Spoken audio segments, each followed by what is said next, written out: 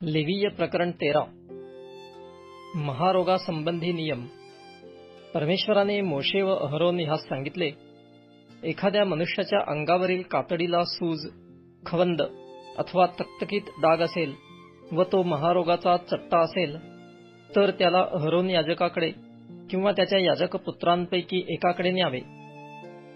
मग याजकाने त्याच्या अंगाच्या कातडीवरील तो चट्टा तपासावा आणि त्या चट्ट्यावरील केस पांढरे झाले असल्यास आणि तो चट्टा कातडीपेक्षा खोल गेलेला दिसल्यास तो महारोगाचा चट्टा समजावा।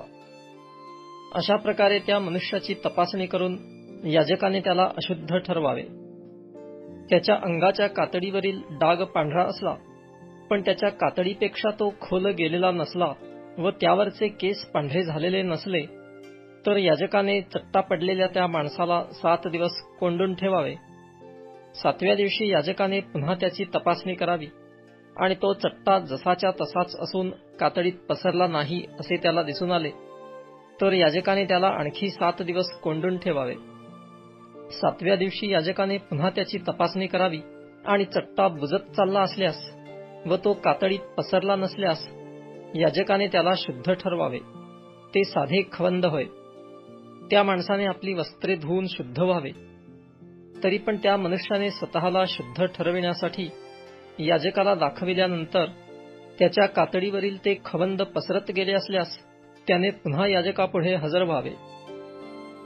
याजकाने तपासणी करावी आणि ते खवंद कातडीत पसरल्याचे दिसून आल्यास त्याने त्याला अशुद्ध ठरवावे। तो महारोग होय। एखाद्या मनुष्याला महारोगाचा चट्टा असल्यास त्याला याजकाकडे न्यावे।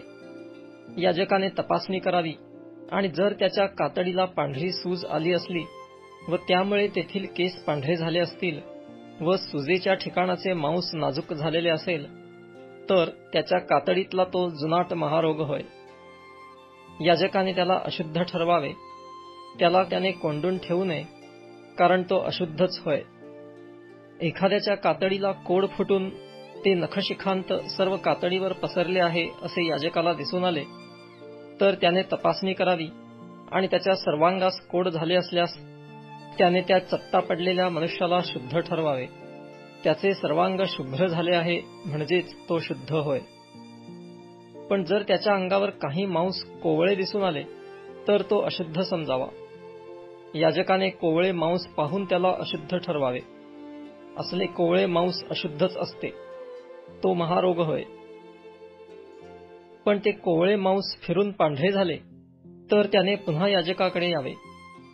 याजकाने त्याची तपासणी करावी आणि जर त्याचा चट्टा फिरून पांढरा झाला असेल तर त्याने त्या चट्टा पडलेल्या माणसाला शुद्ध ठरवावे। तो शुद्ध होय।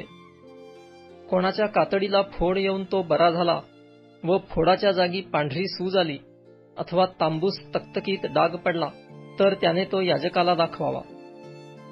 याजकाने तपासणी करावी आणि जर कातडीपेक्षा ती जागा खोल गेलेली दिसली व त्यावरील केस पांढरे झालेले असले, तर त्याने त्याला अशुद्ध ठरवावे। फोडातून बाहेर पडलेला हा महारोगाचा चट्टा होय।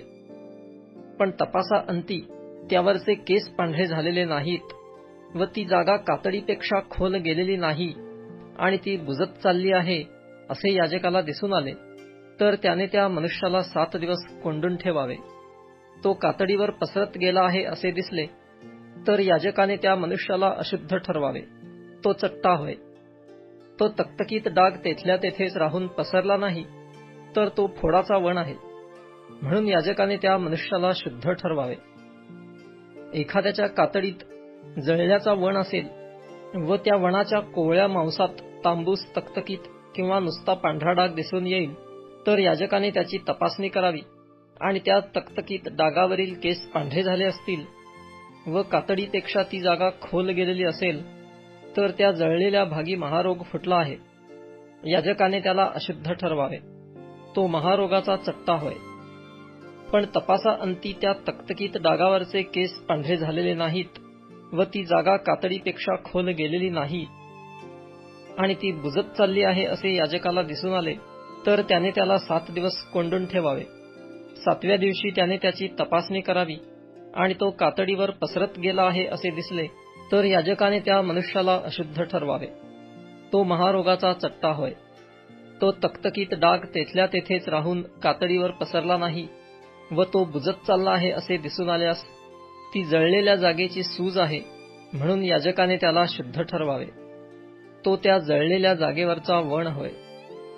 एखाद्या पुरुषाच्या किंवा स्त्रीच्या डोक्यावर अथवा हनुवटीवर चट्टा असला तर याजकाने त्याची तपासणी करावी आणि ती जागा कातडीपेक्षा खोल दिसली व तिच्यावर काही पिंगट बारीक केस असले तर त्याने त्या व्यक्तीला अशुद्ध ठरवावे. ही चाई डोक्याचा अथवा हनुवटीचा महारोग होय. याजकाने हा चाईचा चट्टा तपासून पाहावा व तो कातडीपेक्षा खोल नसला व त्याच्यावर काळे केस नसले तर चाईचा चट्टा असलेल्या त्या मनुष्याला त्याने 7 दिवस कोंडून ठेवावे. 7व्या दिवशी त्याने ह्या चट्ट्याची तपासणी करावी. ती चाई पसरली नाही, त्या जागी काही पिंगट केस नाहीत व ती जागा कातडीपेक्षा खोल गेलेली दिसली नाही तर त्या मनुष्याने क्षौर करवावे, पण चाईवरचे केस काढू नयेत. याजकाने त्या चाई असलेल्या मनुष्याला आणखी 7 दिवस कोंडून ठेवावे. 7व्या दिवशी याजकाने ती चाई पुन्हा तपासून पाहावी आणि चाई कातडीवर पसरलेली नसली व कातडीपेक्षा ती खोल गेलेली नसली तर त्याने त्याला शुद्ध ठरवावे. त्या मनुष्याने आपले कपडे धुवावे व शुद्ध व्हावे. तरी पण तो शुद्ध ठरल्यानंतर ती चाई पसरत गेली तर याजकाने त्याला तपासावे व ती चाई कातडीवर पसरलेली दिसली तर पिंगट केस शोधित न बसता त्या मनुष्याला अशुद्ध ठरवावे. परंतु ती चाई होती तेवढीच असून तिच्यावर काळे केस आले आहेत असे त्याला दिसून आले तर ती चाई बरी झाली असून तो शुद्ध होय.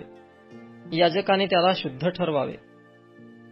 कोणा पुरुषाच्या किंवा स्त्रीच्या अंगावर तकतकीत डाग म्हणजे पांढरे तकतकीत डाग असले तर याजकाने ते तपासावे व त्याच्या अंगावरील कातडीतले ते तकतकीत डाग करडे असले तर ती कातडीवर फुटलेली दाद होय.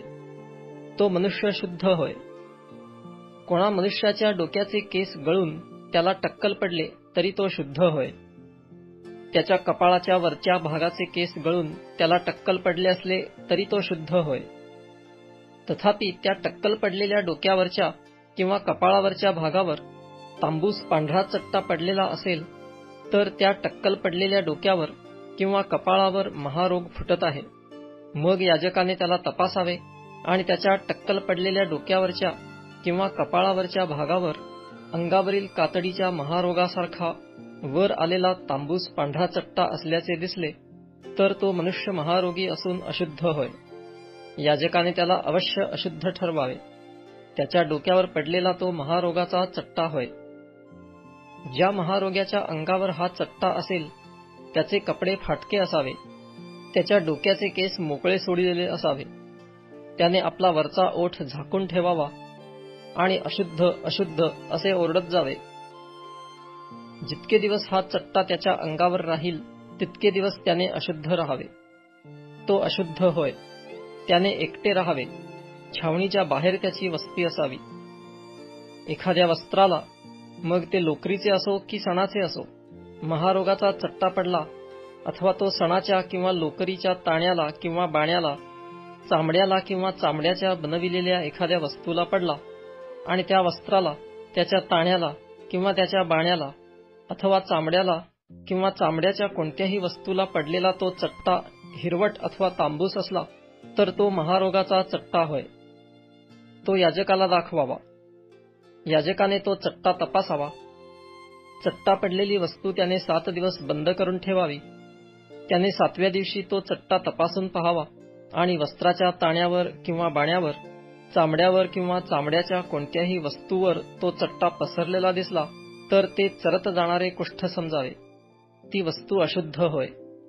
ते वस्त्र लोकरीचे असो अथवा सणाचे असो, त्याच्या ताण्यावर किंवा बाण्यावर, तसेच चामड्यावर किंवा चामड्याच्या एखाद्या वस्तूवर तो चट्टा असला तर ती वस्तू जाळावी. ते चरत जाणारे कुष्ठ असल्यामुळे ती वस्तू अग्नीत जाळून टाकली पाहिजे. वस्त्रावर, ताण्यावर अथवा बाण्यावर किंवा चामड्याच्या केलेल्या एखाद्या वस्तूवर तो चट्टा पसरलेला नाही असे याजकाला तपासणीनंतर दिसून आले तर चट्टा पडलेली वस्तू धुवून टाकण्याची आज्ञा त्याने करावी आणि आणखी 7 दिवस ती बंद करून ठेवावी. मग ती वस्तू धुतल्यावर याजकाने तपासावी आणि त्या चट्ट्याचा रंग बदलला नसून तो चट्टा पसरला नसला तरी तो अशुद्ध समजावा. ती वस्तू अग्नीत जाळून टाकावी. तो चट्टा आतील बाजूस असो किंवा बाहेरील बाजूस असो, ते चरत जाणारे कुष्ठ समजावे. पण धुतल्यानंतर तो चट्टा पुसट झाला आहे असे याजकाला दिसून आले, तर त्याने त्या वस्त्राचा किंवा चामड्याचा किंवा ताण्याचा किंवा बाण्याचा तेवढाच भाग फाडून काढावा. इतके करूनही जर वस्त्रावर, त्याच्या ताण्यावर अथवा बाण्यावर अथवा चामड्याच्या कोणत्याही वस्तूवर तो चट्टा पुन्हा फुटून निघाला, तर चट्टा फुटलेली ती वस्तू अग्नीत जाळून टाकावी. वस्त्र, त्याचा ताणा किंवा त्याचा बाणा किंवा चामड्याची कोणतीही वस्तू धुतल्यावर त्यावरील तो चट्टा नाहीसा झाला, तर ती वस्तू पुन्हा एकदा धुवावी, म्हणजे ती शुद्ध होईल. लोकरीच्या किंवा सणाच्या वस्त्रावर, त्याच्या ताण्यावर अथवा बाण्यावर अथवा चामड्याच्या कोणत्याही वस्तूवर महारोगाचा चट्टा दिसून आला, तर ती शुद्ध किंवा अशुद्ध ठरविण्याचा हा नियम होय.